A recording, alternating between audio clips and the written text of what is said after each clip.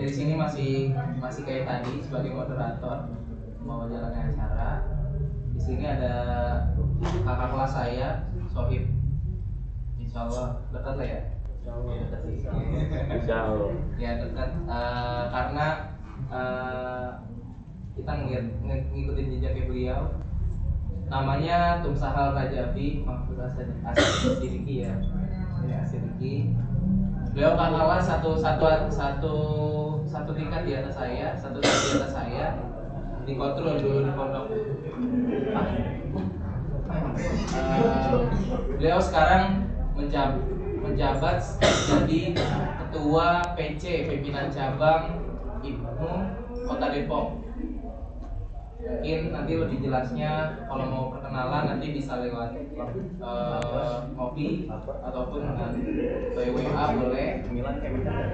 Ataupun lebih lanjut langsung beliau aja bisa bareng-bareng. Mungkin dari saya cukup sekian, dilanjutkan oleh Dom Sahal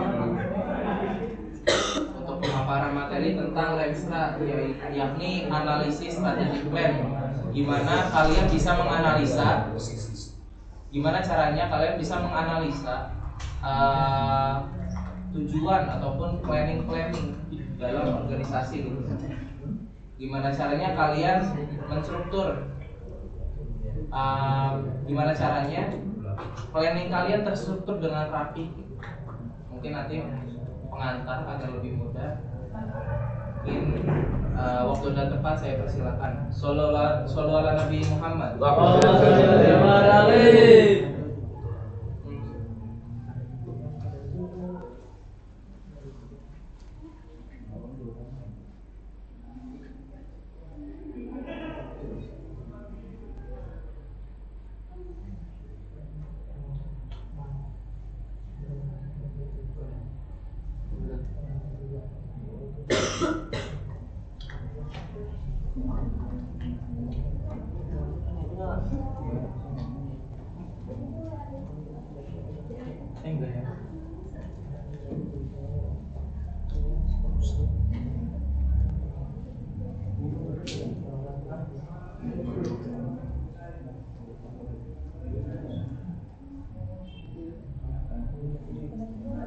Bismillahirrahmanirrahim. Assalamualaikum warahmatullahi wabarakatuh. Waalaikumsalam warahmatullahi wabarakatuh.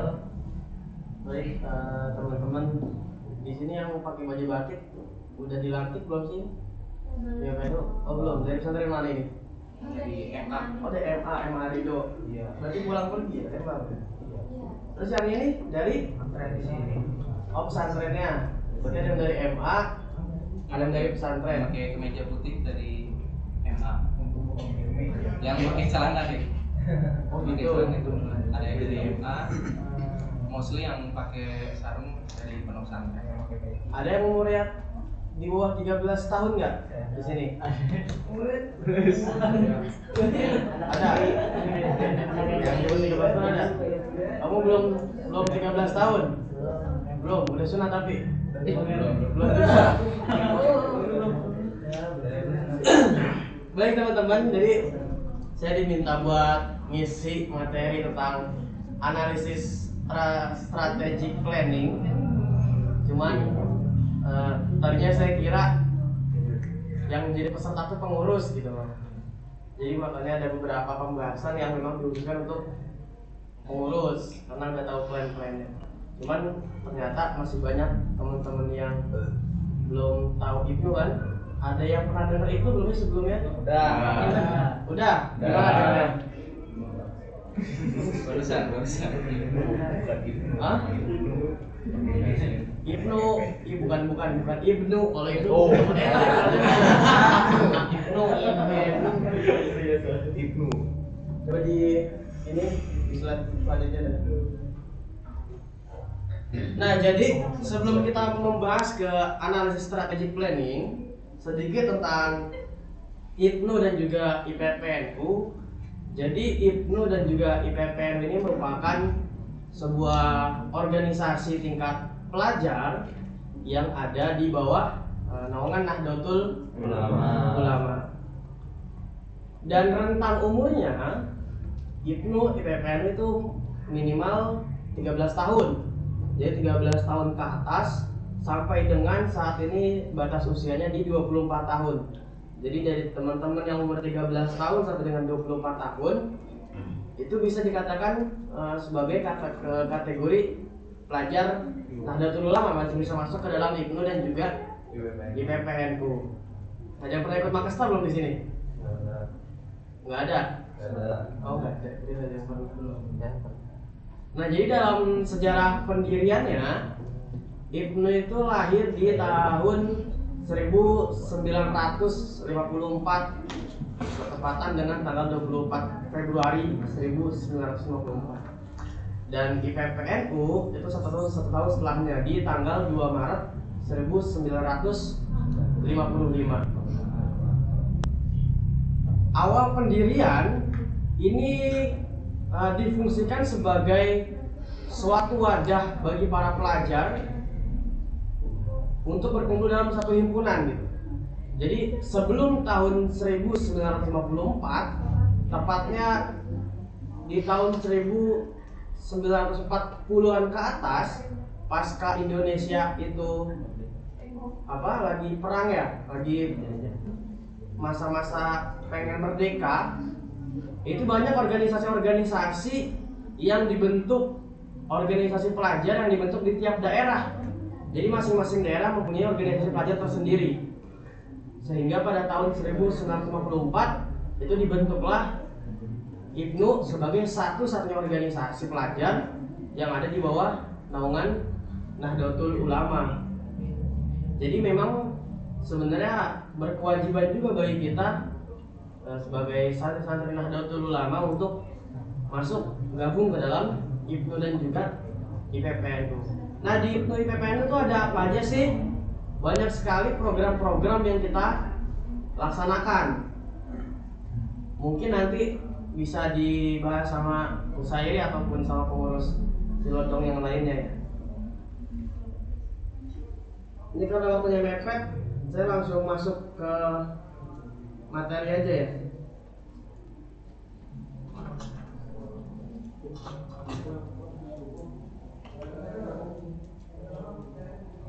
Nah jadi tadi tema materinya adalah analisis strategic planning. Tadi yang sudah saya bilang bahwasanya strategic planning ini tidak hanya bisa kalian lakukan ketika kalian masuk ke dalam organisasi, tapi minimal banget bisa kalian praktekkan di dalam kehidupan kalian. Karena saya yakin kalian hidup pasti mempunyai tujuan, bener gak? Apa tujuan kalian hidup? Beribadah kepada Allah. Beribadah kepada Allah. Itu kayak suatu kewajiban, bukan tujuan itu.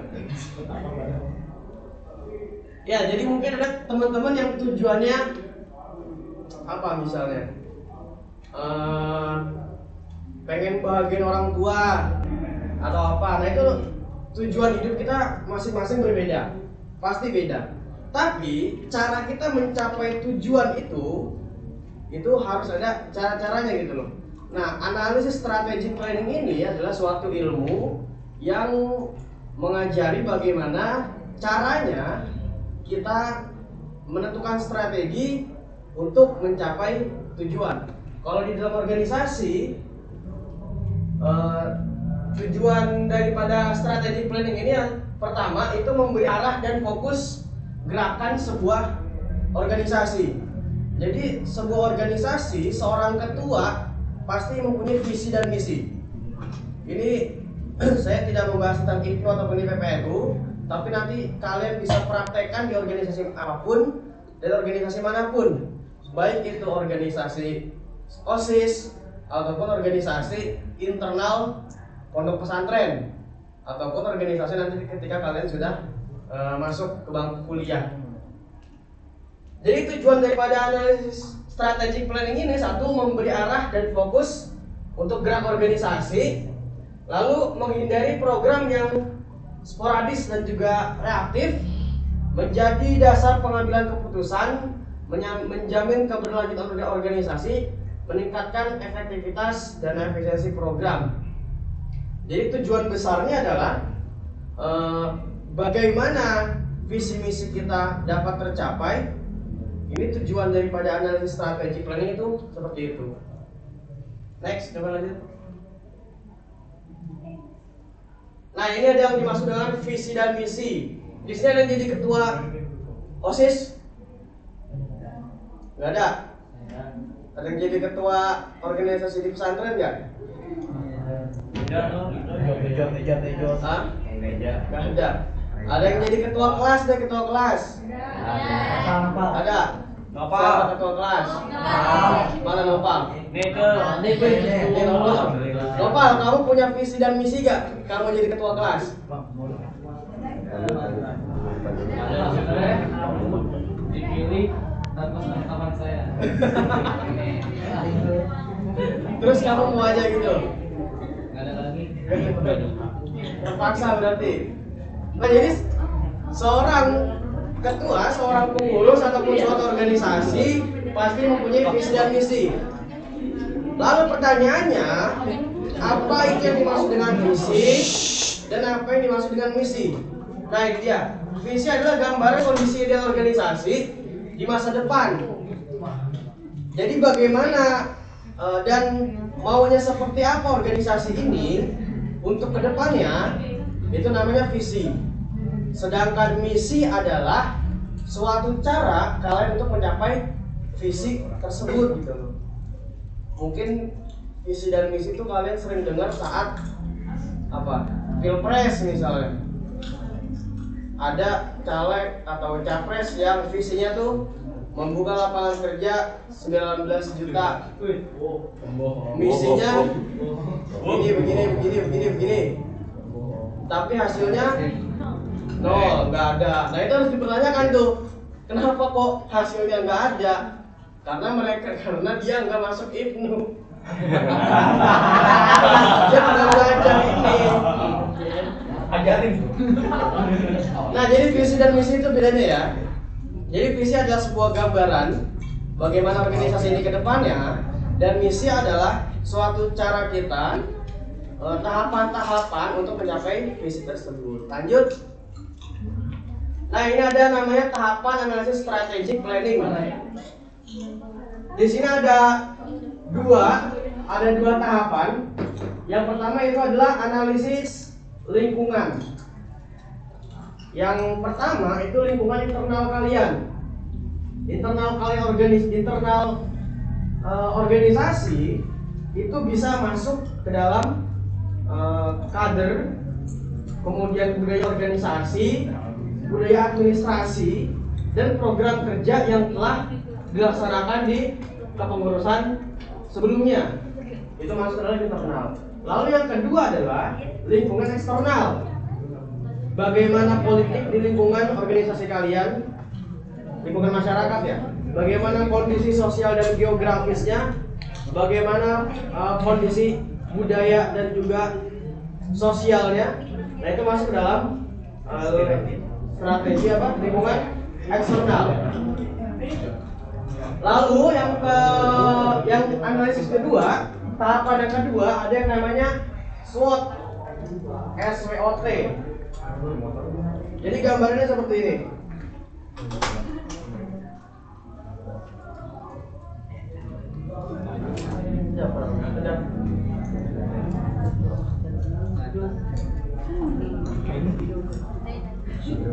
Nah, jadi ada namanya SWOT. SWOT, S-nya ini merupakan strength. Ada yang tahu strength itu apa? Kekuatan. Dan W itu ada weakness. Weakness itu artinya apa? Kelemahan. Kalian pada baca ya. Terus, ini adalah opportunity.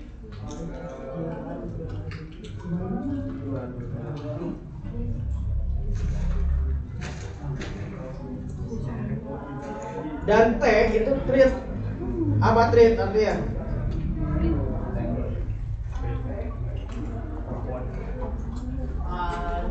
Ancaman.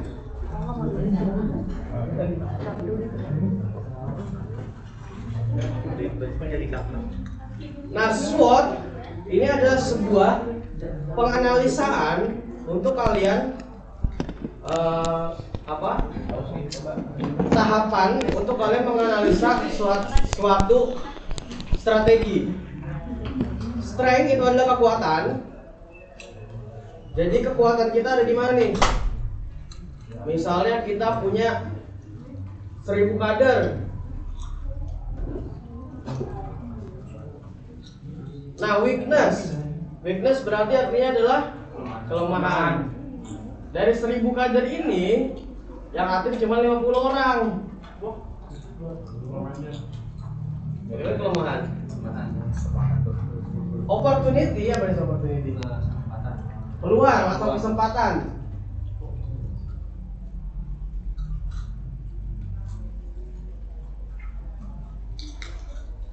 Kesempatan apa contohnya ya? Peluangnya itu yang enak diambil. Misal kita mau bikin sebuah acara seminar misalnya.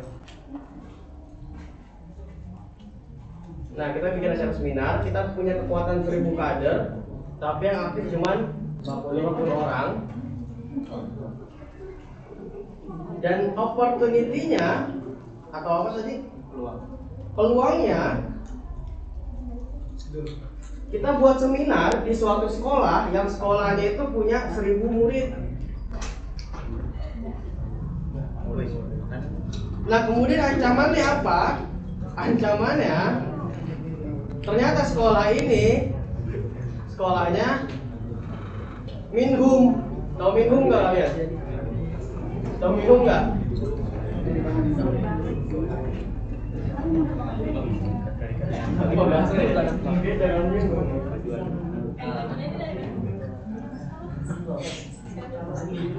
Ya anggaplah ancamannya ini bukan sekolah yang afiliasi ke NU.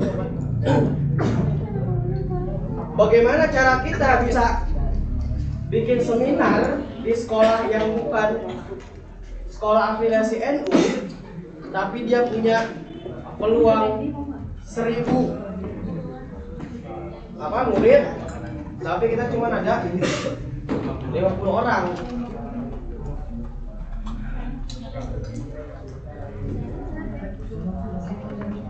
Ketika kita mau buat misalnya, kalau kita mau buat seminar di sekolah yang bukan NU, lalu kita dari 1000 kader kita cuma 50, itu ketika kita masuk ke sekolah tersebut, kita harus munculkan dulu kekuatan kita. Kekuatan kita ada di mana? Punya 1000 kader. Ini sudah menjadi kekuatan kita, sudah bisa menjadi branding kita. Pak, kita punya 1000 kader nih, kita mau bikin acara di sini misalnya. Tapi teman-teman yang aktif cuma ada 50 orang. Ketika dia tahu yang aktif cuma ada 50 orang, bingung di sekolah. Kok cuma ada 50 orang doang sih? Gitu. Kan ada 1000. Lalu apa yang dapat kita lakukan? Kita balik ke strength lagi. Selain kita punya 1000 kader, kita punya apa lagi misalnya? Misal kita adalah suatu organisasi yang di tingkat kecamatan.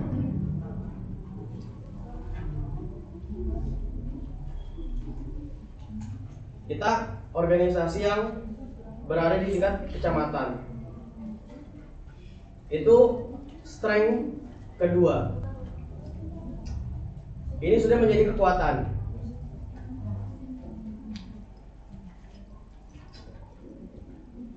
Lalu, kalau misalnya mereka yang target kita ini belum mau lagi, belum bisa percaya lagi, kita lihat peluangnya. Peluang mereka punya 1000 murid. Apa yang bisa kita lakukan? Apa yang bisa kita berikan kepada 1000 murid ini ketika mereka mengikuti seminar yang kita buat? Jadi itu ketika kita mempunyai suatu permasalahan, kita lihat dulu kekuatan kita apa. Kita analisa peluangnya itu seperti apa dan kelemahannya seperti apa, dianalisa, lalu kita munculkan kekuatan baru. Itu dari analisis SWOT. Coba lanjut. Nah, ini karakteristik strategic planning. Jadi suatu strategi planning itu harus memenuhi prinsip SMART. Yang pertama adalah spesifik. Jika kita buat suatu tujuan, kita membuat suatu program kerja, kita harus spesifik tuh. Misal kalau di sini contohnya meningkatkan kualitas kader. Nah, ini kan belum terlalu spesifik. Kemampuan yang seperti apa, kualitas yang seperti apa yang harus dimunculkan. Nah, itu harus spesifik. Lalu yang kedua, terukur. Terukur. Ini apa namanya?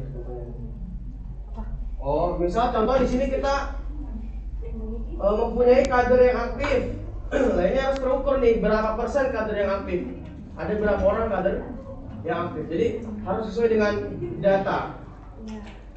Lalu di sini adalah achievable atau dapat dicapai. Misal kalian membuat program kerja dengan target membuat 10 pimpinan ranting dalam waktu 1 bulan. Nah, itu kan nggak mungkin bisa dicapai. Harus bisa membuat suatu tujuan atau suatu program yang memang bisa dicapai gitu. Jadi jangan membuat cara sembarangan. Dan juga relevan. Relevan ini itu harus sesuai dengan visi misi, kebutuhan anggota maupun kebutuhan masyarakat sekitar, dan juga kondisi sosial. Nah, ini bisa kebutuhan anggota ataupun kebutuhan lingkungan dan juga kondisi sosial itu bisa kalian lihat di opportunity tadi, di peluang tadi. Lalu adalah time bound atau waktu yang terbatas. Jadi ada beberapa jangka waktu. Kalau kalian membuat program kerja itu pasti ada jangka waktu pendek, jangka waktu menengah, sampai dengan jangka waktu panjang. Apa maksudnya? Jangka waktu pendek itu adalah suatu program yang bisa kalian lakukan minimal 3 bulan ke bawah.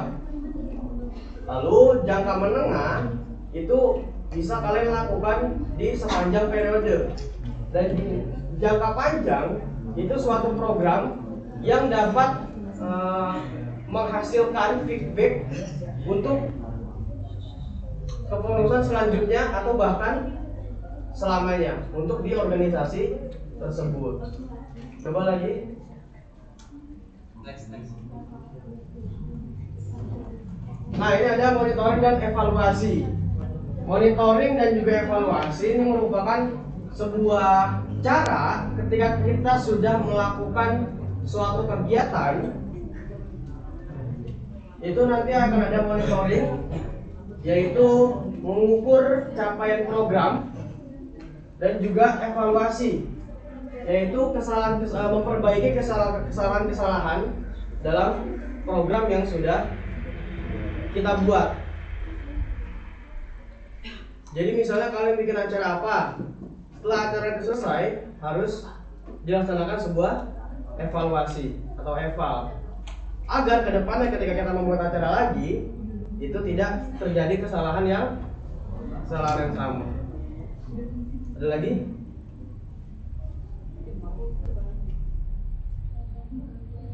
Terus sudah selesai ya? Iya. Nah, jadi itu. Berapa sekarang?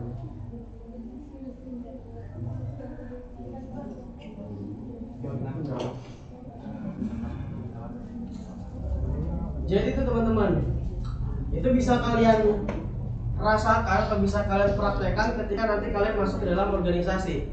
Di sini ada yang masuk organisasi ya? Selain organisasi sekolah? Hah?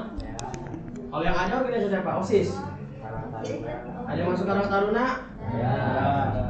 Nggak ada. Ada. Ada. Di sini angkat tangan yang masuk Karang Taruna.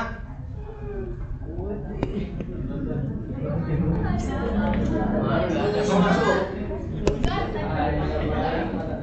Nah ini materi nanti bisa kalian praktekkan ketika kalian masuk ke dalam suatu organisasi ataupun nanti ketika kalian menjadi pengurus di komisariat ataupun di anak cabang. Mungkin itu aja karena udah mau maghrib. Terima kasih. Assalamualaikum warahmatullahi wabarakatuh.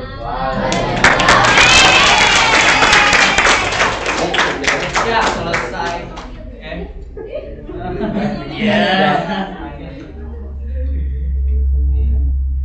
Ya, mungkin sekian paparan dari paparan materi dari Renstra, dari Grup Saham. Mungkin ada yang mau ditanyakan? Ya, mungkin saya mohon maaf karena sebenarnya ini materi untuk pengurus, internal pengurus ya. Ya, mungkin ada ya kesalahan karena niatnya tadi awalnya cuma buat pengurus, cuman karena ada kesempatan, karena ngeliat peluang tadi ditawarkan untuk ngadain di Arido, terus juga ternyata Arido tuh punya teman-teman yang bisa maksudnya bisa disinergikan ke depannya. Kita bareng-bareng gimana caranya semua sekolah yang ada di kawasan Cilodong itu kita bisa monitoring, kita bisa bermanfaat bareng, kita bisa diskusi terkait dengan hal-hal yang lebih positif ke depannya, ataupun ya nanti kita bikin pelatihan public speaking. Teman ada yang udah punya sertifikasi untuk jadi profesional public speaker, terus juga ada yang bisa kemarin ada yang juara lomba bikin video kreatif tingkat sekota Depok. Mungkin nanti kalian bisa jadi salah satunya dari mereka tersebut. Mungkin sekian pemaparan materi dan saya pamit undur diri. Wabillahi taufiq wal hidayah. Wassalamualaikum warahmatullahi wabarakatuh. Mungkin pemberian sertifikat.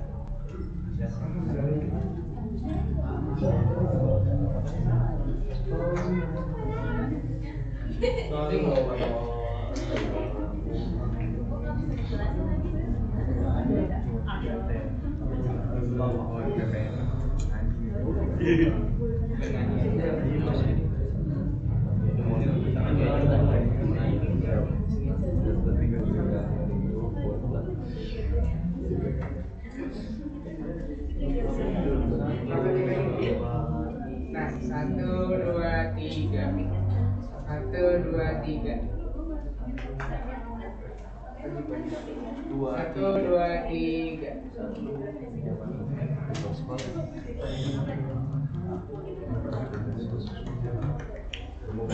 Ya, tepuk tangan buat kalian semua. Mungkin dengan ini diakhiri pertemuan kita yang sangat panjang ini. Mungkin nanti kita bikin perubahan ya, karena bisa nanti lagi ke depannya. Udah salah kan ya? Udah salah kan? Ada yang bertanyain nggak? Ada. Lain kali ngopi ya?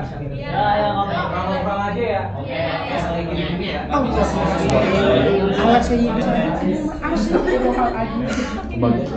Udah ada. Ada yang kenal nggak nama gue siapa? Ada. Nama gue. Siapa tuh? Apa nanti? Novel. Ini yang pondoknya di belakang ya, belah mananya sih? Dia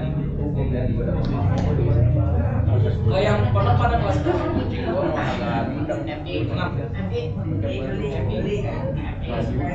SD.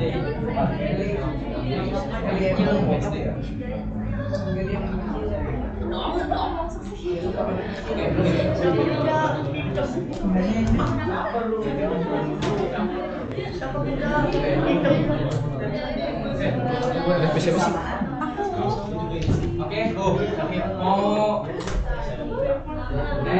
nawarin nih, mau makan di sini apa? Di pulang.